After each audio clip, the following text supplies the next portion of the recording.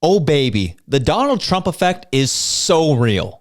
It is actually palpable and incredible to watch, if I'm being completely honest. You know, throughout his run-up and throughout his campaign and now taking action on his campaign promises, the big thing he's been talking about is America is going to become energy dominant again. It is time for the golden era.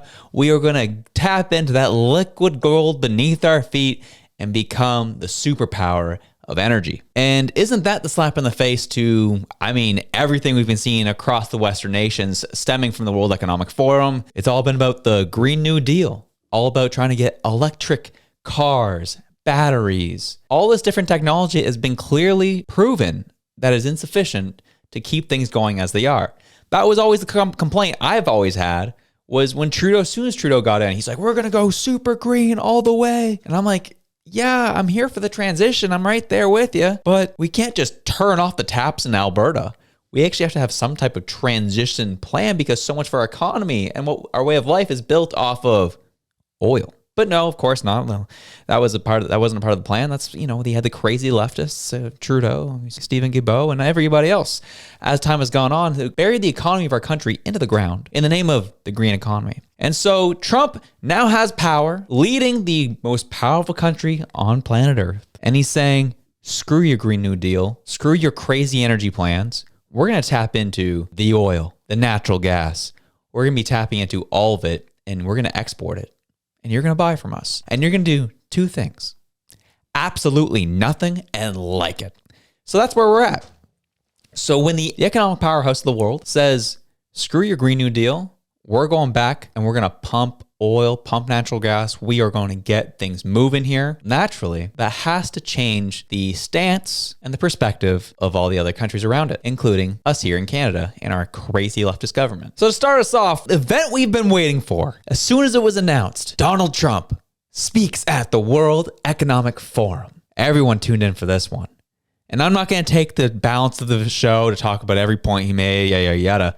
You can actually go to Jasmine Lane. My friend Jasmine Lane did a great video about that over on her channel. If you want to go check it out, it's right here. There's one piece of this idea, though not new, he shared it here. And because he shared it during his campaign and made it very clear that he's going to act on this, it was this very idea that is putting ripple and shock effects around America into the West, including our country here in Canada. Listen to him here at the World Economic Forum. Tell them exactly what they plan to do.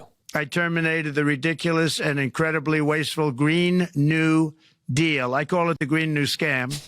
Withdrew from the one-sided Paris Climate Accord and ended the insane and costly electric vehicle mandate. We're going to let people buy the car they want to buy.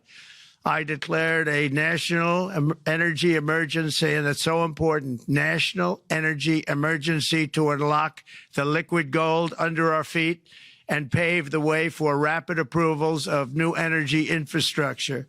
The United States has the largest amount of oil and gas of any country on earth, and we're going to use it. Not only will this reduce the cost of virtually all goods and services, it'll make the United States a manufacturing superpower and the world capital of artificial intelligence and crypto. Message sent, point proven. This is where we're going. Screw you and your Green New Deal. It's been disastrous, hasn't been helpful, and we are going to become an energy powerhouse. I'm declaring an energy emergency to deal with this. And again, we've been talking about the tariffs conversation that's been happening quite frequently. And the division that's been happening amongst the premiers, where we need to go dollar for dollar, lay the smacker down on them, prove a point, punch them in the mouth, take care of a bully, yada, yada, yada. And Danielle Smith says, you idiots, what are you doing? This is not the way to go. We need to be thoughtful. And she went down and has been continuing to have these conversations with decision makers down in the United States. And the pressure that these types of policies are now putting on our economy, what's it going to do? How stupid would Canada look if they didn't start investing in pipelines, start investing in energy, start investing in natural gas, LNG, all these different things? How stupid would we look and how awful would we look if we didn't do it? We literally would be forced to bend the knee to the United States. So it's naturally having to change the perspective of what we're going to do. And as I said, the start of these tariff talks, it was all about punching them in the mouth. But as the pressure of an economy just the south of us, is putting the pressure on us. The conversations are beginning to shift. Just as of 2 days ago, you had Premier Mo saying, not really on board with this dollar for dollar tariff nonsense. He said this. Saskatchewan is supportive of those very small, targeted tariffs that are there to change the minds of U.S. decision makers. What we have seen since last week is some of the language change to broad-based dollar-for-dollar tariffs being, counter tariffs being imposed.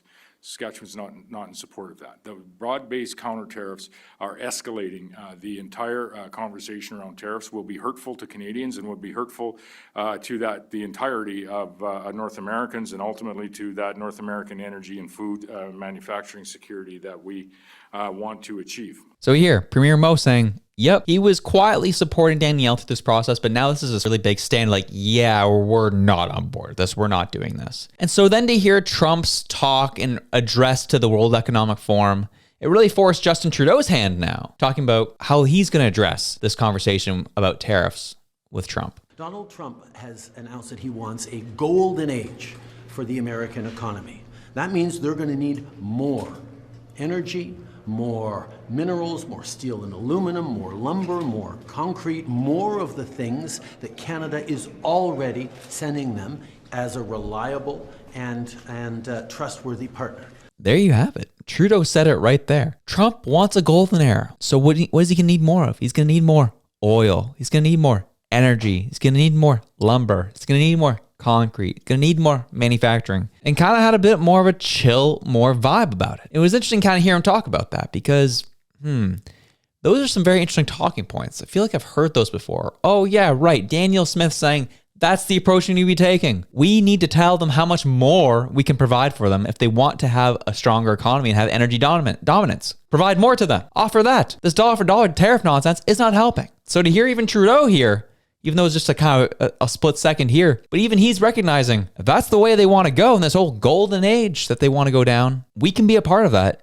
And we can tell them that we can provide them more. Already sounds like a more productive rhetoric than whatever we've been hearing come out of him and for the past 2 weeks. And then to add to that, we have Danielle Smith, Premier Mo supporting Danielle Smith. And then our boy here in Nova Scotia, Tim Houston, came out loud and clear about how Nova Scotia feels about Energy East.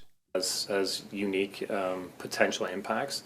But certainly during the discussion, I called for the Prime Minister and asked the federal government to immediately approve the Energy East project. That's something that they could do, and I encouraged them to do. There was support from a number of premiers on that as well. If we needed more urgency to strengthen our country, we got it, right? So we need to make sure that we have incredible natural resources. We have to recognize that and tap into that potential. That's a strength we have as a country. It's certainly a strength we have as a province. Diversification it kind of goes without saying that we need to make sure that there are customers all around the world for what we have. And the United States is a huge market, and it's been a convenient customer. But now is the time to also, of course, look for diversification, not only across our country but around the world. And a project like the Energy East could move resources from the west to the east and then onto Europe. Remember what I was talking about earlier this week about how the smaller provinces have a hard time speaking up just because they have less leverage in this conversation? This is a big move for Tim Houston, Nova Scotia. He's like, yes, we support this pipeline. Let's get it built. Let's get those talks going again. And it was great to see Danielle Smith post his press conference on her X account saying, it's time for Team Canada to get serious about our domestic energy security, nation building, and growing our economy. I joined Premier Tim Houston on his request to immediately approve the Energy East pipeline. So we have Danielle Smith, who put her stake in the ground, saying we cannot put export tariffs on our oil and gas in this proposed thought around a tariff war. Bad idea. Premier Mo has come out and said, I'm supporting her as well. We cannot be doing this. Saskatchewan does not support a dollar for dollar approach. Tim Houston saying, yes, please, let's build more pipelines. Let's start exporting our energy. And clearly we have the motivation to do it. Now let's start getting to it. And if this wasn't enough, just 2 days ago, the Bloc Québécois sides with Alberta against using energy as a bargaining chip in trade dispute with the US. That, my friends, that's the nail in the coffin right there. Sure, it's not the premier of Quebec, but when the Bloc Québécois comes out and says, we side with Alberta on this, You are so on the wrong side of history on this one. And I give so much credit to Danielle Smith for fighting like crazy to get this to become a reality. She was literally 1 against 10, and some actually 1 against 11. You include Trudeau and his ministers, along with the other premiers. Ford and Trudeau put out divisive rhetoric about Smith, calling her a traitor. You had Theo Moudakis putting up cartoons in the Toronto Star like this, equating Danielle Smith to a Soviet member fighting against Canadian interests. She was dragged through the mud in the media. Then, like that, people started supporting her and realizing a dollar for dollar tariff retaliation is not a wise move. And we also need to get serious about exporting our resources here and building more pipelines. Could you imagine the conversation 4 years ago about building more pipelines in this country? Never would have happened. No, pipelines are the way of the dodo. Just 2 months ago, we're talking about an energy cap on Alberta. This liberal government was trying to get us to think that oil was over. It was done. It's all heat pumps and electric cars, batteries and windmills. And now, just with the election of one man in the United States, all of a sudden the conversation is pipelines, pipelines, pipelines. Export energy, energy, energy. Get out of the way, Stephen Guilbeault. Your pipe dream is over. The big boys have some work to take care of here. It is wild to see this all transpire. What was helpful and validating to see watching this all transpire was Danielle Smith putting out her own statement about what's been happening the past week and the conversations the premiers are having and how she is in a better spot and a more comfortable spot with where the conversations are heading. She said this: took time between meetings with US senators and House members today to speak with my premier colleagues and the Prime Minister about the ongoing threat of US tariffs. In my view, the direction of the discussion was more positive this week, as there appears to be growing consensus, though not entirely unanimous, on the following points. The need to visibly demonstrate our nation's commitment to tighter border security and to accelerating our 2% GDP NATO commitment. The importance of building more oil and gas pipelines east and west within our country to diversify our customer base, removing interprovincial trade barriers and increasing Canada's competitiveness. The necessity of consulting with and securing consent from individual provinces before cutting off or placing export tariffs on key exports from those provinces. Alberta will continue to oppose any such extreme measures on our energy exports. A general agreement on the need to focus on more constructive, proactive diplomacy with the U.S. lawmakers rather than escalating rhetoric. While more discussion is needed, the group is moving closer to a consensus on how to handle the U.S. tariff challenge. Hear, hear. Thank you so much, Danielle Smith, for persevering and helping the premiers get more aligned on this and putting pressure on Trudeau and Ford to abandon their divisive rhetoric and get focused on what's actually going to help this country. It's a sign of encouragement that the divisive tactics of Ford and Trudeau were ineffective, not helpful, and people of this country saw right through it as they made sure that message got through to their premiers. So I commend people of this show who watch shows like this. Thank you for putting pressure on your political officials, for not being quiet, for pushing the message forward and helping people realize that this Trudeau smack them in the mouth strategy was not effective or helpful. And now we're starting to get more common sense, diplomacy, and thoughtfulness to address this issue, forcing Trudeau's hand to have to follow the premier's lead on this because, well, he's a follower at heart. He's not a leader. And to end off our show, in the spirit and in the vein of talking about politicians listening to their constituents with policies that are unpopular, it was really funny to watch Karina Gould go on with Vassy today and get absolutely roasted and called out and how she's been gaslighting Canadians, gaslighting her constituents in the name of supporting a party. I guess what I don't understand, though, is, if you got to the game too late in a number of those instances, why did you keep insisting in your cabinet colleagues that wasn't the case? Like, I've done countless interviews with all of you, and every time I asked a question like that, I was told I was wrong, basically. And it's not as though you're just on the, sidelines of that. You were tasked by the Prime Minister and others to be one of the, leads on communication around a lot of this stuff that Canadians were continually telling you was negatively impacting affordability. What made you see the light? Well, I think I've seen it for a while, to be honest, Vassy. She didn't that is how you're going to answer that question to start off. Yeah, I've seen the light for a while, actually, Vassy. What are you doing? Are you nuts? These people are absolutely off their rocker. Her Freeland specifically, because they've been in cabinet pushing these crazy policies, now all of a sudden reversing on everything. Freeland talking about some nonsense today about decentralizing power and going down to grassroots. I'm like, yeah, okay. One of the jokes one of our listeners made today on our X account was, is Freeland becoming a populist? Like what is happening? The flip-flop, the absolute reversal, and saying that, oh yeah, I was wrong. But I've been pushing these things for months and months. You think we're crazy? Karina doing the same thing. What a fool. Couldn't say it? Is that what the argument is? Part of my job as the House Leader was to defend the government's position. But I, made very strong comments, within the spaces that I was acting.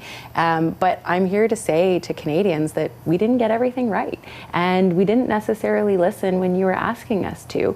And I understand that, as a Liberal Party, we have to do a better job of listening to Canadians, and listening to Canadians means actually changing some of the positions that we have and some of the policies that we have. Vote all of them out. Get rid of them all. It's ridiculous. Vote Arya at this point. These people are nuts. Holy smokes. I'm not going to get onto their tirade, but that's the end of the show. It's great to see things are moving in the right direction on these tariff discussions. Donald Trump is changing the conversation, flipping things up on their side of their head, verbally slapping around the World Economic Forum, calling out the Bank of America, and making fun of these globalist elites right on their home turf. Wild to watch, interesting to see. Have yourselves a good one. Enjoy your Friday. I'm out.